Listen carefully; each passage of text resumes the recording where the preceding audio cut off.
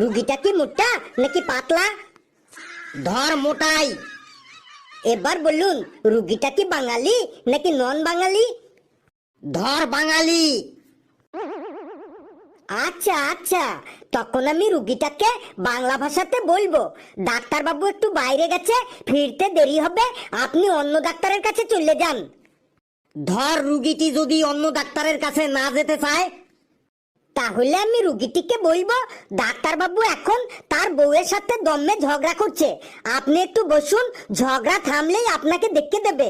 এই ঝগড়ার কথা শুনলেই রুগীটি এমনিতেই পালিয়ে যাবে, আপনার আশায় আর বসে থাকবে না। এই এই তুই কি বললি রে? আমি আমার বউয়ের সাথে ঝগড়া করছি? এই এই ওকে ধর তো, ওর কম্পাউন্ডারগিরি আজকে আমি ছোটাচ্ছি, তোকে মেরে আজ আমি প্লাস্টার বানিয়ে দেবো। এই ধর তো, ধর তো ওকে। ওরে বাবা, আমার আর কম্পাউন্ডার হওয়ারও দরকার নেই, আমার আর চাকরি করারও দরকার নেই, পাল্লাই পাল্লাই, আগে নিজে বাঁচি তারপরে চাকরি।